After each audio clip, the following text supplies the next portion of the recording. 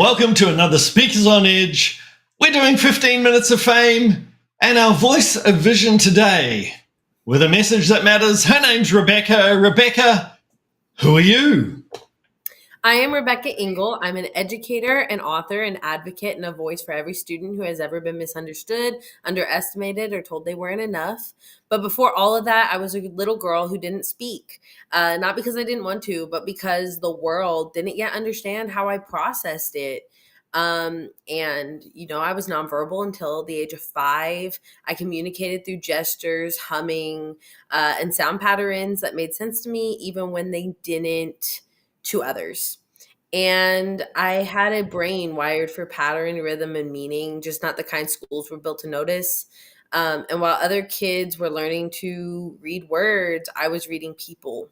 I could sense frustration in my teacher's tone, pride in my parents' eyes, and confusion from peers who didn't know what to make of me. And when I finally began speaking, the world celebrated, but what they didn't realize that the hardest part wasn't speech. It was trying to fit in with my friends, family, and peers. And it was translation between what I felt and what I was expected to express. And that invisible labor, that constant decoding became the thread that shaped everything that followed me. Um, and years later now, when I find myself standing in front of a classroom because I'm an educator as well, I saw those same quiet eyes looking back at me.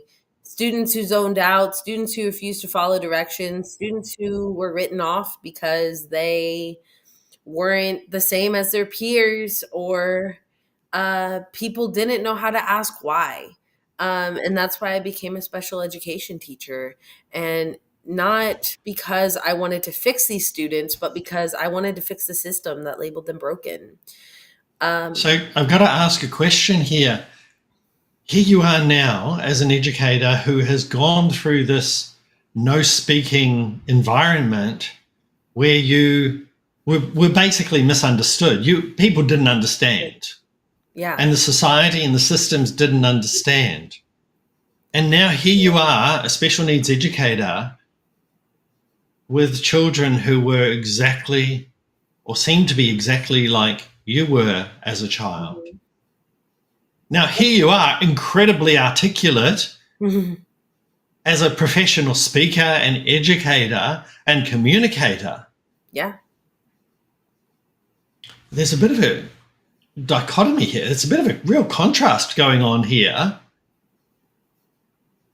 How did you get from being nonverbal to now being today so articulate?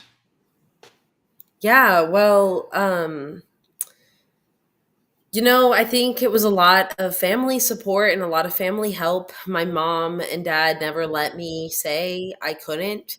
They let me say I can't right now, but they never let me say I can't ever. And my parents pulled me out of therapy after my speech therapist told them that I would never do anything you could train a monkey to do, and just worked with me and did everything in their power to get me to be successful in school. By the 5th grade, I was a straight A student. My mom was reading to me every night, getting me involved at home, uh, putting me and throwing me in interactions with my articulate, very, very smart brothers, and giving me a voice and including me in those conversations, in those realms of life. And I think that my mom and dad not giving in, as me being just simply their disabled child, was a big help and a big factor in that. They never believed that I couldn't. And, growing up, I faced a lot of bullying, and I think that with that bullying, I had to come out stronger, and I felt a sense to overpower the people who had put comments and negative shame on my name. And with that being said, I think that that's really what led me to fighting for my voice and fighting for a platform and speaking for those kids, and um, advocating for those kids, which isn't easy. especially in the systems we've created to reward compliance. And that was something I went through. When I started questioning the systems that destroyed me, that I wanted to overcome, a lot of people stared at me like I was crazy. I was just told I was too idealistic. When I asked why trauma informed practices were still rooted in control and those same practices were being used against me, I was labeled difficult, not understanding, not old enough to get it. Um, so I've constantly put myself in situations that have terrified me. And I've needed to put myself in those situations to teach people that people like myself are capable of more than you put in front of them. And I think that that really is constantly what I've had to do. I've had to put myself in situations that have terrified me, and that's how I've become articulate. I have a community who's constantly cheering me on, who's constantly rooting for me, who's constantly telling me that my voice matters and it's making me stronger. It's boosting my ego, right? When I started teaching, I realized the problems I had dealt with in school back in 2008, 2009, 2010 were still ongoing in 2024.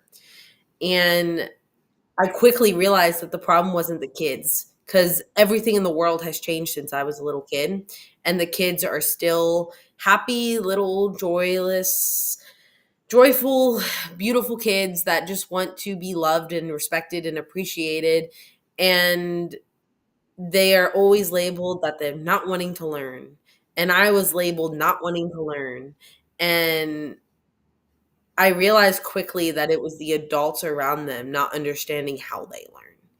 And when you break the barrier of an adult telling you that you don't know how to learn, you want to overpower those adults even when you're a kid. And that's exactly what led me to where I am right now. How do you make people listen to you now so that these kids have the voice that you didn't have? Yeah. I first started dissecting these systems. The very systems we're told to use are token boards, color charts, and positive behavior intervention support tickets. So I'm sure all of you have heard of this. If you do what I say, here's a piece of candy. If you do what I want you to do, if you get an A on your homework, I'm going to give you $20. If you do blank, I will give you blank. And these were built on control and not connection. We never understood why the child was failing. We always just wanted the child to get an A. And they trained compliance. They taught our students to chase approval instead of listening to their own bodies and brains. And that realization hit me hard. If a student needs candy to feel safe, we're probably missing the point. And that's when I created something different, something that actually made sense for our nervous systems, not our data sheets. And I got together with neuroscientists, and I got together with chiropractors, and I got together with people who address the nervous system and the spinal cord. And I developed what I call my 3 zones of space. It's not a calm down corner. It's not another sticker chart. It's a regulation model grounded in neuroscience where students learn to identify what's happening in their brain and body without shame. There's 3 zones, and all 3 zones are built on the words, I'm not okay yet, I need support, and let's get to safety. And every time a student learns to say that my body feels rough or not right now, or out of place, or that they're not okay, it's not acting out. That's not behavior management. That's self awareness. And that 3 zones of space starts with organizing the sympathetic nervous system, all the way to organizing the parasympathetic nervous system, all the way to the prefrontal lobe. And this is where science is meeting empathy. It's a bridge I needed as a child, and a bridge I wish I understood that I didn't understand until I was 23 and out of college, which is now. And it's the one I'm building for every student now. And I've took everything I've lived and I've learned and I've taught and I've built Stitches and Stanzas. It's a brand, but it's also a movement. A weaving together of advocacy, artistry, and authenticity. Um, the stitches that I do represent repair, the slow, intentional work of healing systems that have torn many students apart, and the stanzas representing the voice, the poetry of lived experience, the power of words to reclaim a narrative, and writing books and really digging into my personal experience and never telling anyone that I know more than them has really built my audience, right? I've written books like Step Into My Shoes and Tangled in Silent Norms, not to preach, but to show um, how these systems are built on behavior charts and can break a child's confidence, and to show what happens when we measure compliance instead of a child's curiosity. And I've gotten large speaking engagements from the Texas Autism Conference hosted by the Texas Education Agency, all the way to the Autism Society of San Francisco in California. I've shared what I call neuroaffirming truth. Um, and what that means is listen to the autistic voice just for a minute and hearing me out, right? Because I feel like I can talk about what I've studied all day and I can talk about the research, but when I give my personal experience, when I say this is what I've lived and this is what I've gone through and this is my trauma, people are a lot more ears open, ears out. And then you can start building on the science and the things that you know from what you've studied. Um, but I've realized that I'm able to move the needle a lot more than a person who hasn't lived it. I'm sitting here in absolute awe of what you're saying, because I know several families who have had children who don't speak and who have challenges. And even when I look back at my own life, I was the shy kid. Mm-hmm. And everyone would describe me as the shy kid. Mm-hmm. And it wasn't until I was in my mid-20s that I learned public speaking and then wouldn't shut up. So I'm very much enjoying the fact that you're sharing so openly, because this is a situation. Our children need voices. They need to be heard their way. They need their message listened to and their way of communicating understood. Yeah. And we need more methods for that. Okay, so you've written a book, or is it multiple books? Multiple. Well, you've written multiple books. You've got this incredible process backed by neuroscience. I was just sitting back going, she's achieved so much. She's gone. I don't know if people who are watching realize this. You've gone from having no voice to standing on stages, to being an educator, for being a voice for those without a voice. Mm-hmm. Well, they have a voice. They're just not being listened to the way they need to be heard. Correct. For people who are listening today, what's one thing they can do when they look at their child to help that child feel as though they really do have a voice? That's a good one. I think giving your child the visual tools to express their voice, giving your child choice, right? It is not hard to glue their favorite snacks to your cabinet, the wrappers, and letting your student or your child have a choice, right? It is not difficult to provide your child visuals with cutouts of the brands that they eat or printouts if you can get those. I think when a parent tells me that their non-speaking child used their visuals to show they were overwhelmed for the first time, a teacher messaging me that they replaced their PBIS stored sensory stations, I feel like when your child can finally say, "You made me feel like my brain isn't wrong," is when a parent and a teacher have the most success. And I think all of that requires a one-on-one interaction with your child and giving them the tools to communicate regardless of how they express themselves. And it's being creative as a parent. Correct. To allow that communication style to be how it is meant to be, not how I want it to be. Yes.